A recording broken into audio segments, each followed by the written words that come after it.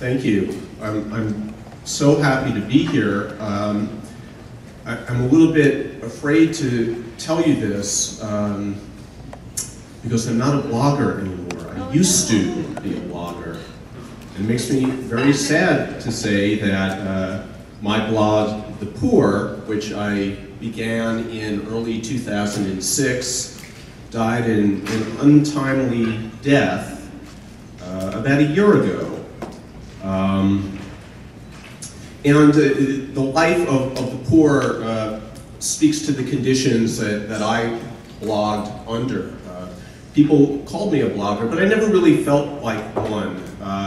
Obviously, I was working, and I still am working for a big company, and I guess I would be what's called a corporate blogger. And people used to interview me about blogging and ask me questions about all the mundane tasks that bloggers have to go through, maintaining the blog format, dealing with the software, counting the audience. I never had to do anything like that. I had people who did all that for me.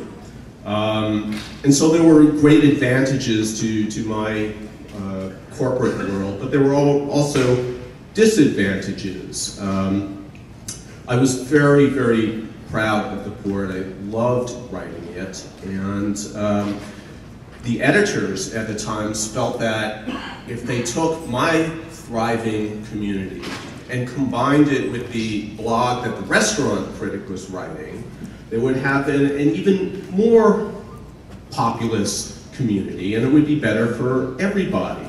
And so they combined all these blogs into one sort of mega blog called Diner's Journal. And as far as I was concerned, this was done over my objections, and I realized since this is being recorded for posterity, I must say that my editors are brilliant people who are barely wrong. But in this case, I disagreed with them, and I think I was right, because I don't really see much of a community there anymore, and I feel kind of sad about that, although I do contribute to Diner's Journal occasionally. So I wondered when I was invited to speak here whether this disqualified me from talking to a group of bloggers. And I wondered, what really is a blogger anyway?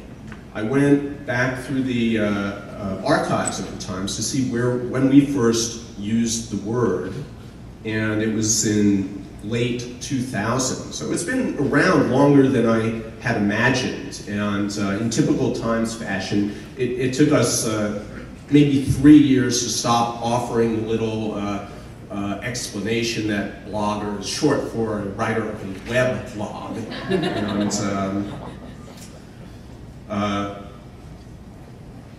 finally, we did drop that. We use the term blogger all the time, but I really wonder whether the term blogger is really meaningful to anybody anymore. It seems to me that nowadays, as Jans has pointed out, a blogger is really a writer on the internet. You've got a specific personalized format for a blog, and in fact, while you can call a blogger a writer, you can also call a blogger an editor and a publisher. And even though I used to be a blogger, I don't really feel qualified to talk about the platform, the technical issues, the marketing opportunities that you look for. But I do feel qualified to talk about what brings us all together now, and I think that's writing. And just as a side note, Jancis had suggested yesterday that bloggers really ought to respect the traditional media a little bit more, not look down on mainstream print. And I have to say that I never really felt that bloggers ever did look down on mainstream print. I felt that there was a defensiveness because mainstream media looked down on bloggers. And I think that it's quite clear with all of you sitting here that that issue has been well resolved. Blogging is clearly established. Voices are being heard, and it's time to think of ourselves all simply as writers. So I thought I would talk a little bit about my life as a writer, and I thought that even though I got into writing for newspapers in the 1980s, which is a universe ago and really has very little use as a template for anybody today, it would still be useful because my experiences have certainly shaped my attitudes towards wine and towards writing about wine, and I think that might be useful for all of you.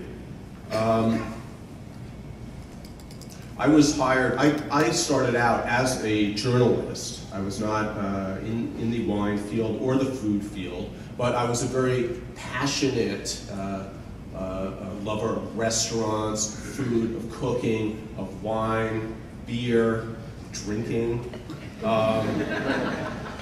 And this is something that has kind of driven me. I actually got started in national news. One of my first jobs at the New York Times, where I was hired when I was very young, was to be the late night editor of national news. And this basically meant that after everybody else went home, I would sit there till 3 in the morning, just in case something happened. I would get it into the newspaper. If there was a train accident, or somebody died, Doc Gooden got busted for drugs, that sort of thing. Most practically speaking, though, it meant I had nothing to do for the hours between 1 and 3 in the morning. And I thought, well, why don't I use this time to do some writing? That's what I really wanted to do. I had no interest in being an editor. And I was really interested in food. And at this time, back in the early 80s, particularly at a place like the New York Times, even though we had a restaurant critic and we had Frank Pyle, who was the first regular wine columnist for a daily newspaper in this country, it really wasn't taken that seriously. And most of my colleagues my age wanted to be, they wanted to cover politics, presidential races, go off and follow wars, and be foreign correspondents, and that would be, I had nothing against that. I would have been thrilled to do something like that as well, but I was really passionate about food and wine, and I started using this time to write, and because I had very little competition for getting stories into the food and wine section, I was able to kind of walk right through a door and get my things published. So for me, I had an opportunity, and I had energy and desire and perseverance, and I was able to step into a role, essentially carve out a role for myself that probably that sort of opportunity doesn't exist, certainly at daily newspapers anymore, because these positions are now very much coveted. But over time, I eventually became an editor in food and wine. Then I started reviewing inexpensive restaurants almost 20 years ago, and eventually started writing about wine as well. And since 2004, I've been writing exclusively about wine. And during that time, there's been an amazing revolution in our American attitudes towards food, towards wine, and of the attitudes of journalists to these subjects. Because back in the 70s and 80s, wine and food was not considered a serious subject. Most newspapers would just hire somebody from the community to offer some recipes. Wine, there were very few wine writers at the time, and those that were there were often very much wrapped up in the wine business, in the wine industry.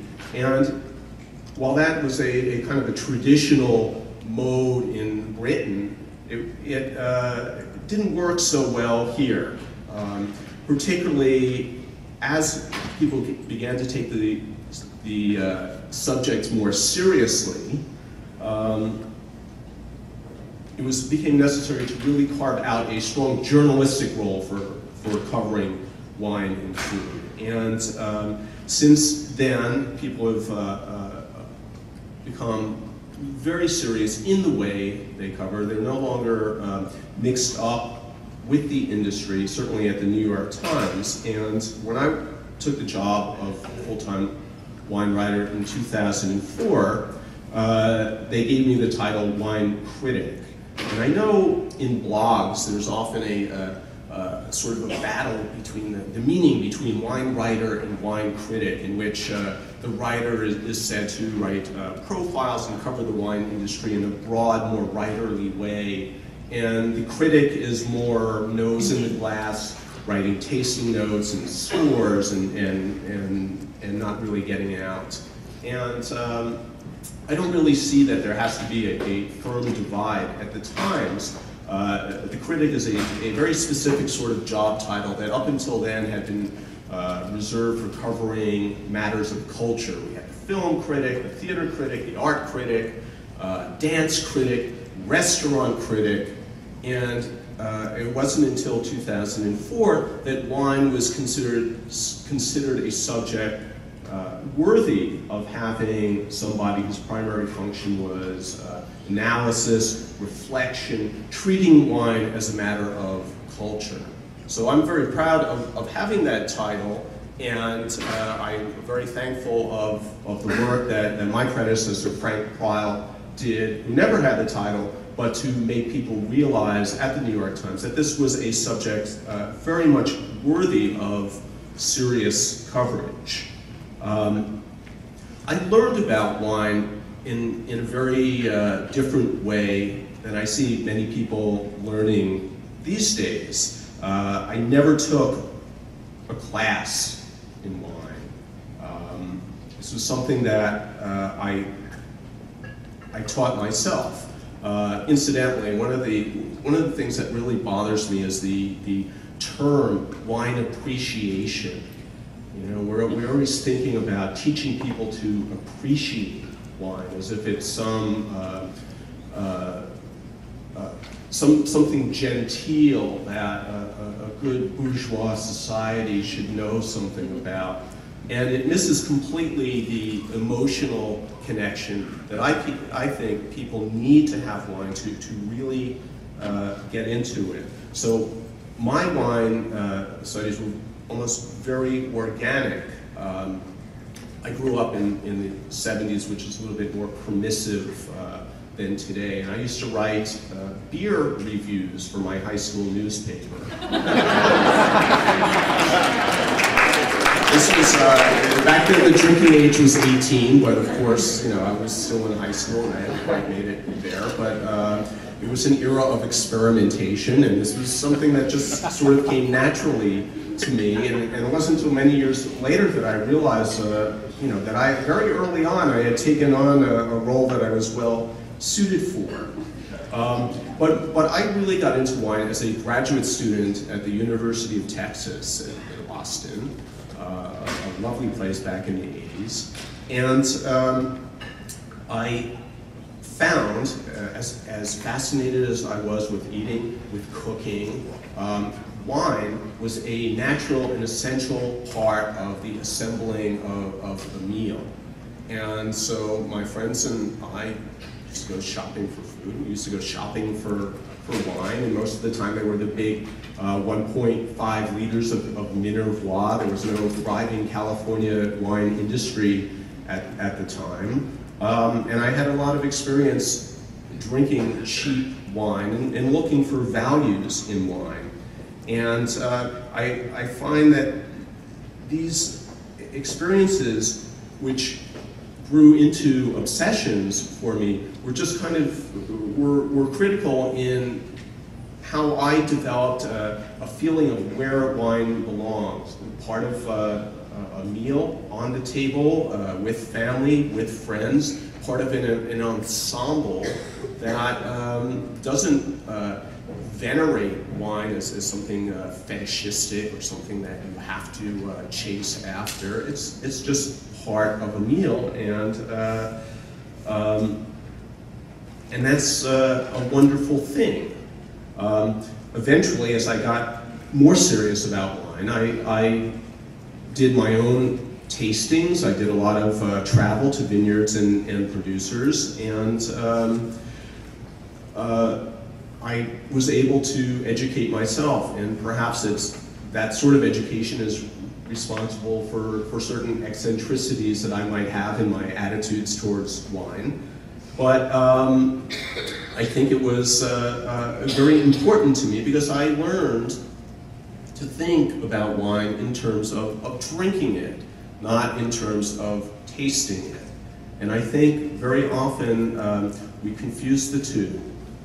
Our wine education system in this country begins by teaching people how to taste wine, which is an exercise that can be very useful in some point of one's development as a wine lover, but I think misses the point in forming that emotional connection that people who really love wine have with wine. I had that attitude about wine, and I had an attitude as a consumer looking for values, and to that I had a kind of the attitude of a journalist. And the crucial thing about my training as a journalist was that I learned that my loyalty is to the reader, to the consumer, in this case to the newspaper, but never to the wine industry. So I have always thought about my writing as being in service of wine consumers, never to build a customer base, to get people interested in particular areas for wine. It's to serve their interests. And I still see, often in blogs, a confusion of interests. I realize that a lot of people here sitting in this room actually work for wineries or work as marketers, and I think that even you can distinguish between good marketing and bad marketing, as was done very aptly on the Millennial panel yesterday. When you make people feel, when you make readers feel that you have their interests in mind, it's a tremendous obstacle that you've overcome. So it's very important as writers to decide what your priorities are. Now, once you've started on the path of writing about wine, you have to figure out what you're going to do. You have to, number one, accumulate experience. And in this case, I think it's critical to drink a lot of wine. That may sound like a truism, but I think there's a tremendous difference between drinking wine and simply going to tastings. For example, we had the wonderful tasting at Monticello last night, where I get to taste a lot of interesting wines. But to think that gave me a deep insight into the state of the Virginia wine industry, or the variety available, the problems the industry confronts, or the quality of the wines, I would be fooling myself. It's a very, very much a beginning. And to really understand a wine, you have to actually acquire bottles, and rather than sip and spit, you have to drink them.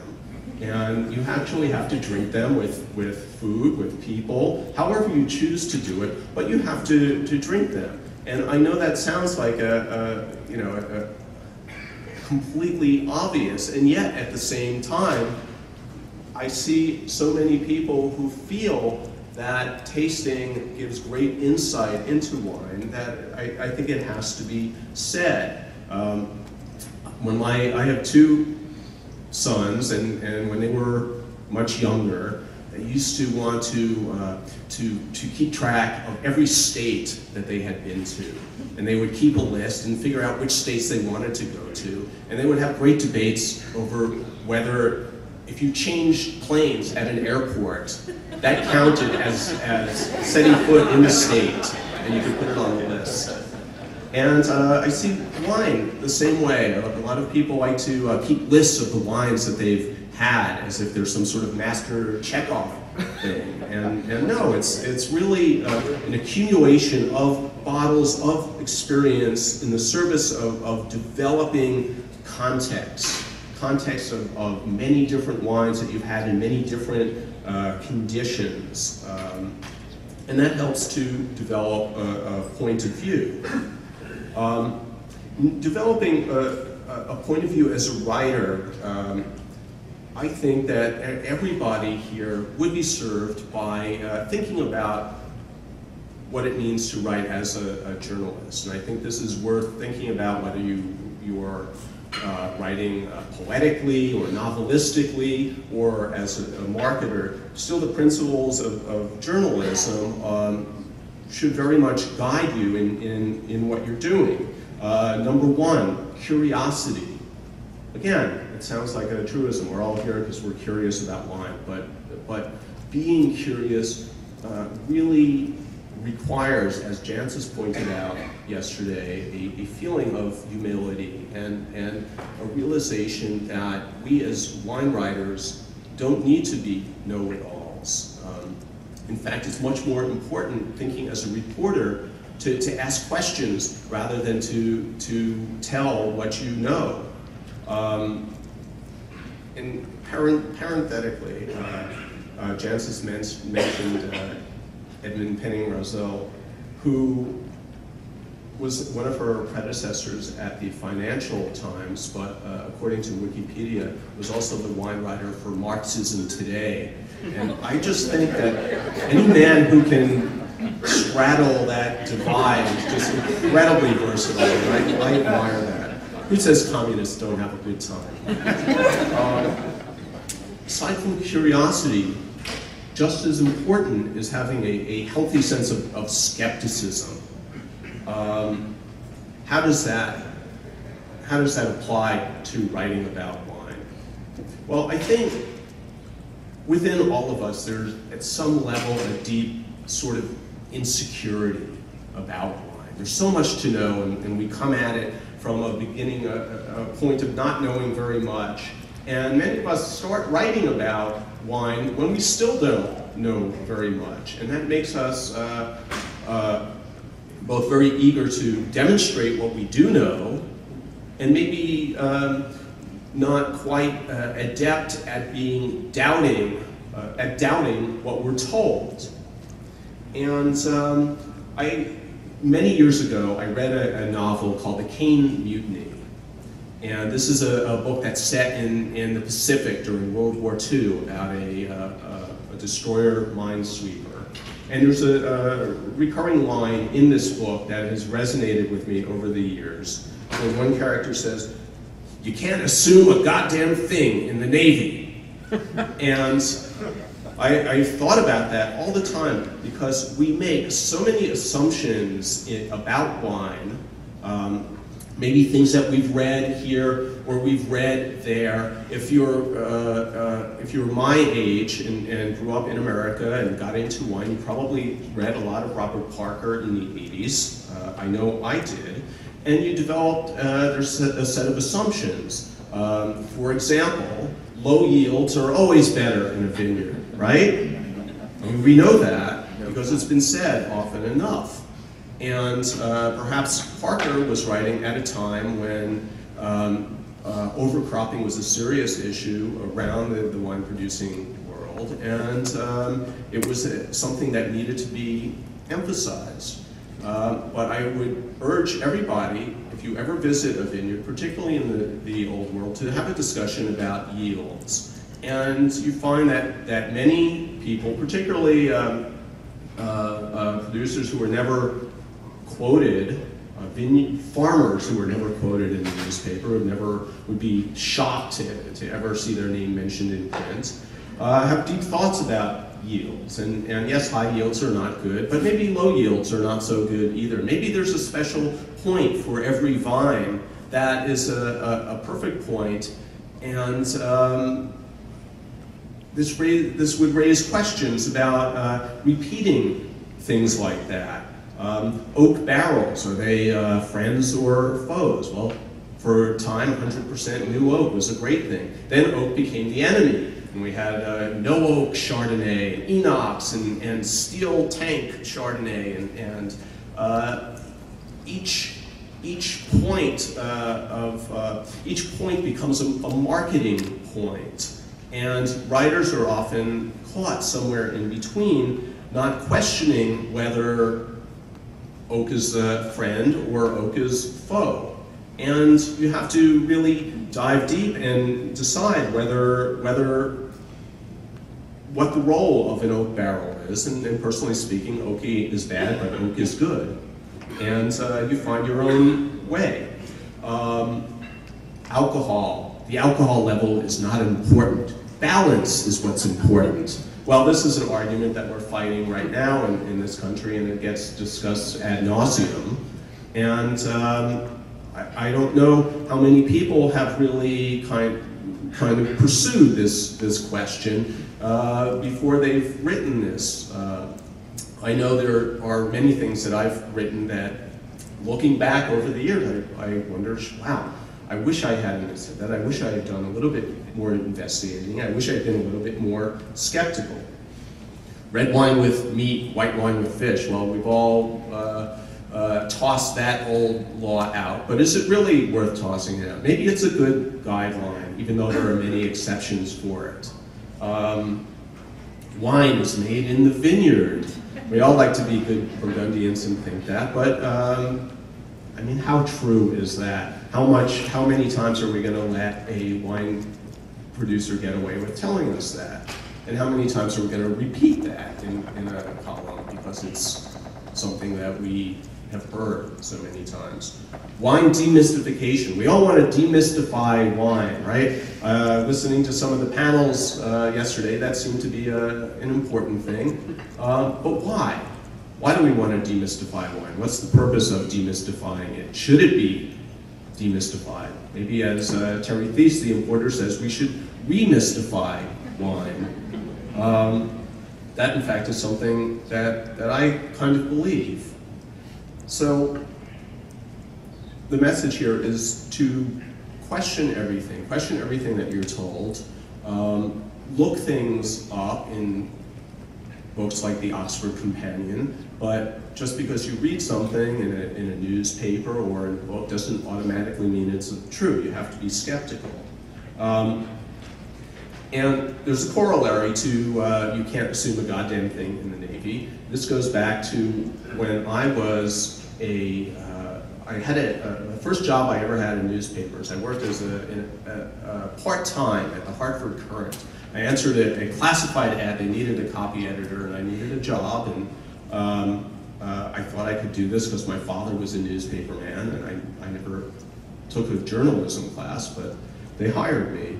And so there I was, 22 years old, my long hair and beard, going into this newsroom and trying to act like I knew what I was doing. And I remember I was editing a story, some city story about Hartford, and they mentioned some councilman. And I asked the old grizzled guy sitting next to me if the councilman was a Democrat. And he looked at me like he couldn't decide whether my question was worth answering. He took his pipe out of his mouth. People used to smoke in newsrooms. Yes, Virginia, there used to be a tobacco industry. And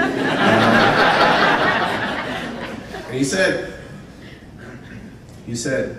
kid, never listen to the fucking idiot sitting next to you. And I took that to heart, and I repeat that to myself every single day. And the basic message is you got to look everything up yourself. you have to get the answer yourself. You can't take the easy way out there. There's a major difference between evidence and what somebody told you, and we're all responsible for what we write. You can't print what you hear, but what you don't know. So all these things are important. You have to apply your experience and your principles to your writing, and you have to ask yourself, what is it that you really want to accomplish? And if you look around the blogging world, and you look to see who really sticks out, I'm thinking of a few people who aren't in this room, so I'll name names. Gary Vaynerchuk, if you can call him a blogger, and I do, he went where nobody went before, and he did it successfully. He carved out a pure and clear identity for himself. He used new language, he created a new persona, and he was very appealing to a younger age group. Is he demystifying wine? No, he did the same that many other people did, although he talked about wine in terms of taste and aroma, although his vocabulary was completely ridiculous as far as I might be concerned, and arcane. But he did something more important than that. By appearing on video, tasting and spitting into a football helmet. I mean, whoever thought that you could watch this visually? I remember Jancis and Frank Pryl had a TV show once and where they drank and spat, and I thought, this doesn't work on television. But Gary created something, and what he did was cut out the hilltop, cut out the omniscience. No longer did you have a wine authority sitting somewhere way up high and handing down judgments and scores and being perfect and being omniscient and never making a mistake. No, he's sitting there, he's mispronouncing words, he's making mistakes, he's getting the bottle wrong, but he's loving wine, and even if he's issuing scores and speaking about wine in this very crazy kind of way, he's making people feel more comfortable about it. And in fact, he's very humble in his own way. And he asks the question of whether a wine writer really has to be an arbiter of the good life, the way we have perceived the wine writer for so many years. I don't know if anybody here has ever read Brooklyn Guy. Brooklyn Guy Loves Wine. One of my favorite blogs. He's a guy in New York City, and he just decided he would start writing about wine because he loved cooking. He didn't know a whole lot. And he has written an entire blog without ever once talking down to anybody or trying to overtly teach or be pedantic. He's incredibly unassuming. He's written a blog about discovery and learning, and it's the sweetest, most entrancing blog because he's never tried to be anything that he wasn't. And this is very, very different. He's just, again, extremely humble about his attitude towards wine. Alice Firing, who I know you're all familiar with, whatever you may feel about her message, her voice, her point of view, it's unmistakable and it's distinctive. You might not agree with her, but you know where she's coming from, for sure.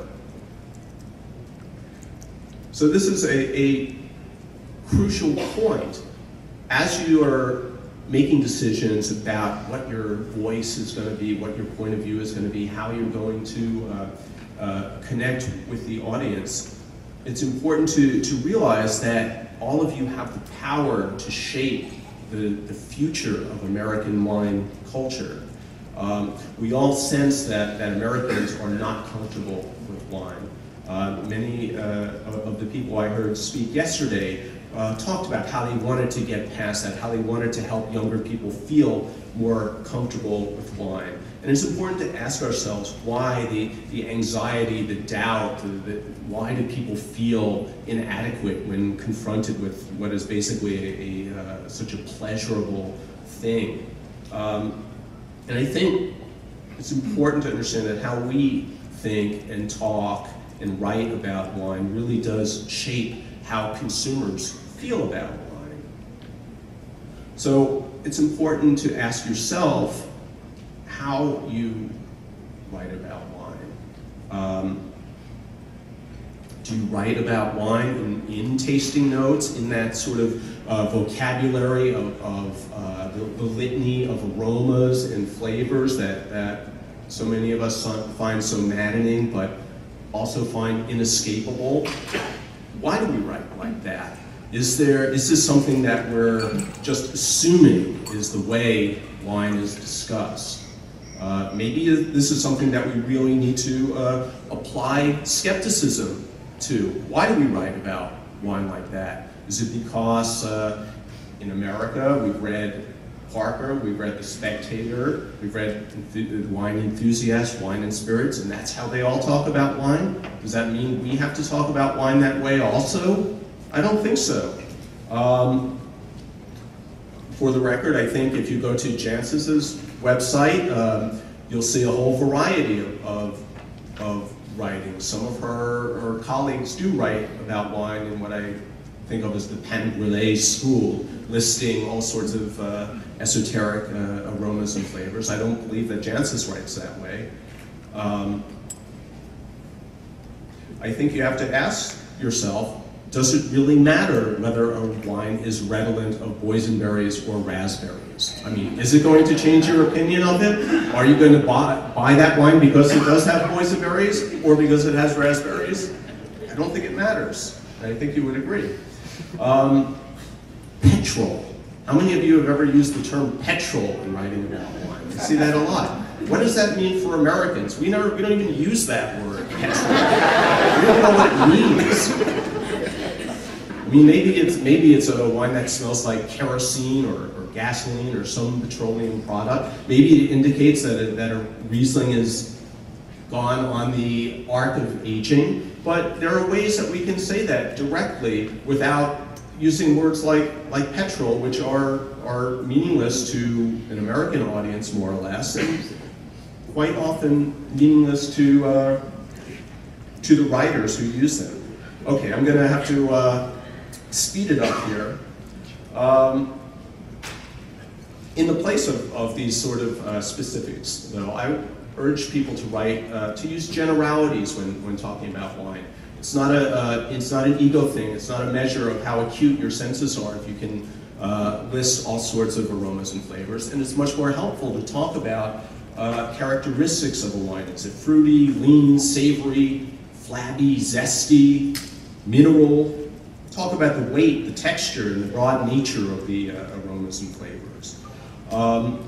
Scores of quality. Of course, we all have to make individual decisions about scores. I personally am sympathetic to a consumer's desire to see scores. It cuts through all that verbiage and it makes buying decisions much easier. But as a writer myself, I abhor them. I think they're detrimental to understanding wine. Using one objective scale for wine puts all wines on that objective scale. So we know that a 90-point wine is better than an 88-point wine, but maybe that 88-point wine is better for an oyster dinner or better for spaghetti and meatballs.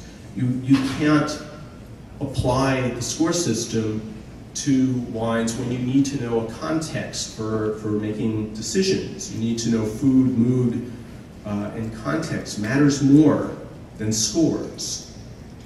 Scores put the spotlight only on the best, and so certain categories of wine never really achieve high scores. Beaujolais never scores high, and yet these can be some of the best wines. There can be certain situations where a Beaujolais is better than a Grand Cru Burgundy. And of course, we would never turn down a Grand Cru Burgundy, given the opportunities, which are so scarce. But all things being equal, we might want that Moulin Avant instead of La Tâche.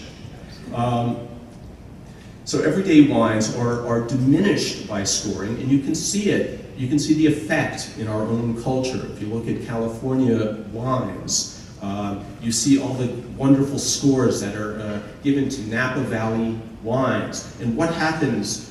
These wines become very expensive. What are we to drink when we're not drinking big fancy Napa Valley cabs or the equivalent of Grand Cru Burgundies? We're left with daily wines from California that are imitation 90-point wines. Instead of making wines to be consumed every day, they use various manipulations, whether oak chips or whatever, to create facsimiles of the wines that get 90 points. And for as far as I'm concerned, those wines are useless.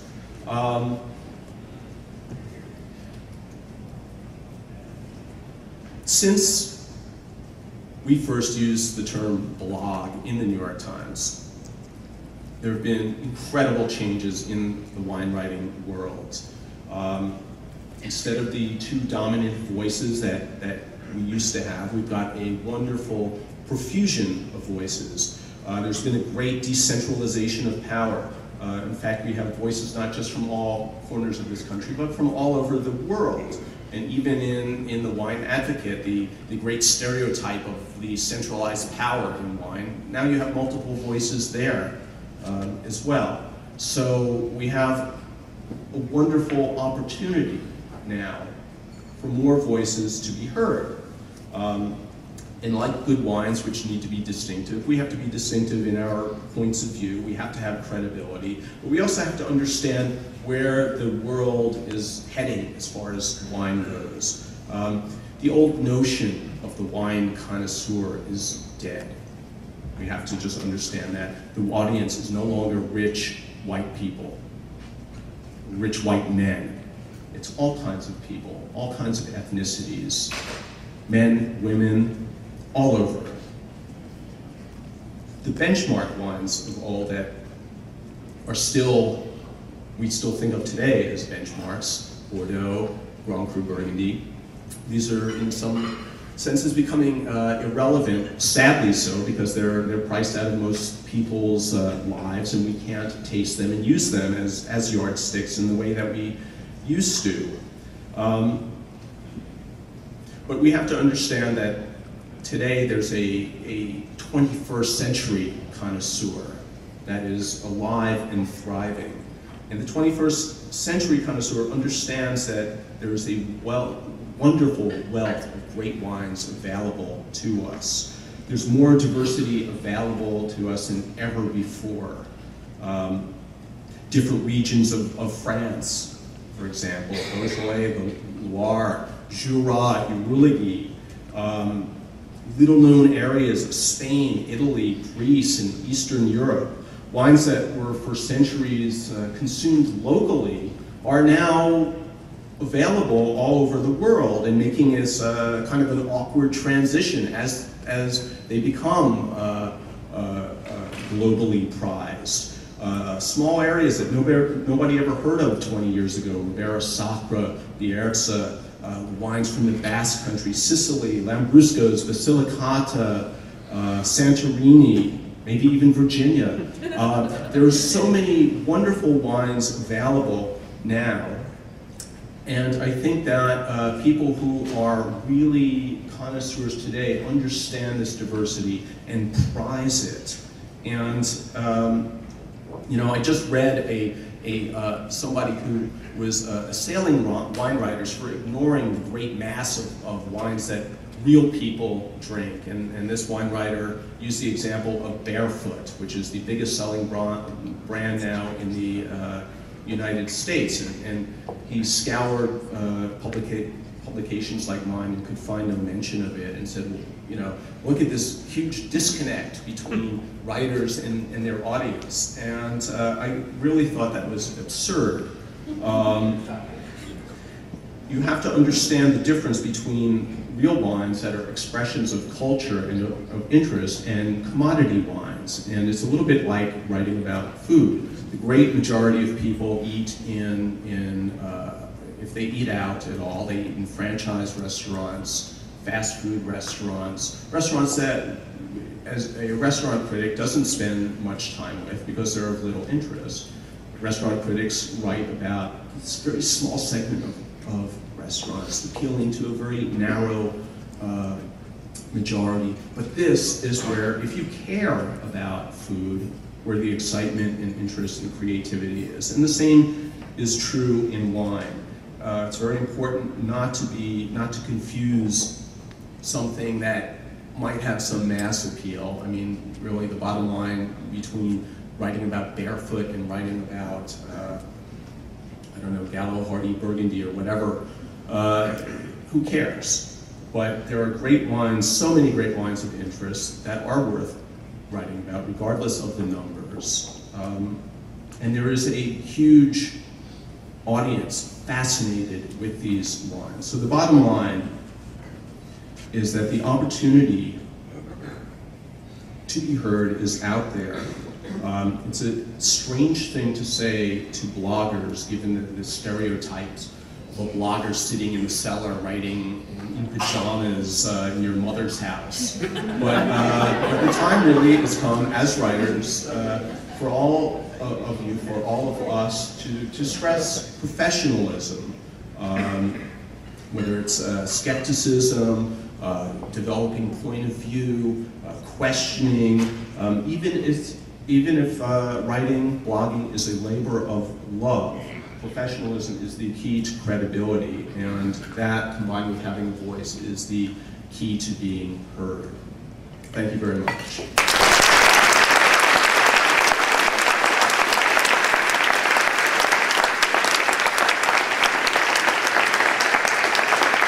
I hope I've got a few minutes for some questions. Yeah, if anybody has any questions, I'm happy to answer them. Don't all jump up at once. Yeah. With all of us in the room together now, if you could give us a group assignment that all the bloggers could do together that would contribute to the wine world, what would it be?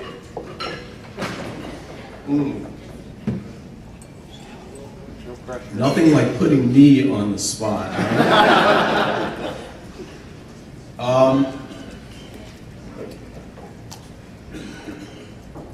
You know what? I would say go for the next year without ever once writing a tasting note. Write only about the wines that you've actually consumed, and write about wine in a way that has nothing to do with simply describing the characteristics of that wine. I think that here are the blogs that I have no interest in. I just went to the big Zinfandel tasting, and my notes on the 60 wines I tasted will be, I'll put them up tomorrow. Forget it. Who cares? But if you can write and tell me what it is you love about Zinfandel, where it fits into your life, where it fits into your dinners, if you can inspire me to want to go out and drink that Zinfandel, I will be much, much happier. So yeah, that's what I would say. No tasting notes. Yes? You mentioned Terry Peace's book a few minutes ago. Yes. I bought that book. It's a very inspiring book. And there was one passage in it that it's really haunted me for about a year now. He says that if you really want to develop your voice and your palate, spend 3 months or 6 months and drink nothing but one type of red, one type of white. And that's how you really learn to hone your palate. I wonder if you have any thoughts about that, either as developing your palate or developing your blogger voice. Does everybody hear that question? He's talking about Terry Theis's book, Reading Between the Vines, which is kind of a facile pun, but the book is much deeper than the title would have you believe. And in the book, Terry suggests that if you really want to develop your palate, spend 3 months or 6 months drinking nothing but one specific sort of wine so that you really, really get to know it. And I would say, well, yeah, that's a good thing to do, but highly impractical for most of us. And you know, there's the old Isaiah Berlin formulation of the hedgehog and the fox, the person who goes deeply into one thing and the person who spreads widely and pursues many things. And I think you can learn about wine both ways without going to such extremes. Absolutely immerse yourself in a wine as long as you are benefiting from that and loving it, and don't, you know, give yourself an assignment and force yourself to do something to the point of disagreeability. You know, just absolutely pursue things, but don't hem yourself in. I don't know if that answers your question, but yeah, I mean, that's a good way. Yeah, plunge deeply. Yes, Remy. Just you talked about the notes and the numbers, and we've talked about that before, and I think we're on the same side generally. But when you do the panels, I think it might be a nuance to put there, because when you do the tasting panels at the New York Times, and any, I think, kind of collective tasting to produce a certain sorting out requires some kind of classification. Could you perhaps elaborate on that? Well, Remy has caught me in one of the basic contradictions in my life. You know, I'm basically against doing big clinical tastings as a way to really get to know wine. But at the same time, it's often a practical necessity if you're trying to write for a consumer and give some choices for them to pursue. So in my wine panel, where we drink a lot of wine, where we taste a lot of wines and spit a lot of wines, I write somewhat cryptic notes, which I hope don't get too deep into the horrible esoteric language that I have been criticizing, and we don't really give scores, but we assign a star value to the wines, and I would defend that because those are not sort of indelibly imprinted on people's minds. You know, we don't really distinguish so much between a 3 and a 2.5 star wine when it comes to going out and buying something.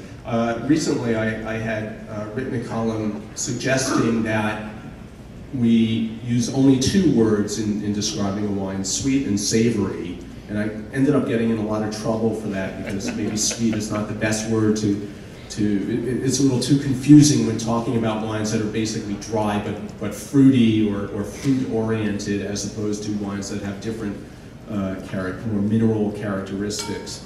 But to answer your question, it's something I struggle with all the time, and even though I'm being maybe overly prescriptive in my recommendations, I do recognize that it's something we all have to struggle with. One more question. Anybody? Yes? Not so much of a question. I wanted to see if you could give us a sample high school